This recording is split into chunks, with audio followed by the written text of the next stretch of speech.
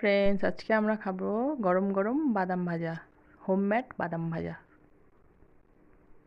এখানে বাদাম নিয়ে বসে পড়েছি, এবার এগুলাকে ছুলে নিব।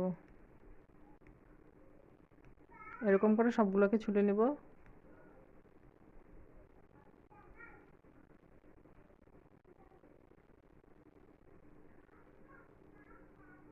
আমার ছেলেও ছুলতেছে, আমার মেয়ে। ছোলা হয়ে গেছে, এবার এগুলাকে ভেজে নিব। কড়াই গরম হয়ে গেছে, এবার দিয়ে দেবো বাদামগুলো। লো ফ্লেমে ভেজে নিব একটু। এবার দিয়ে দেবো একটু তেল। তেল দিয়ে নাড়াচাড়া করে নিব।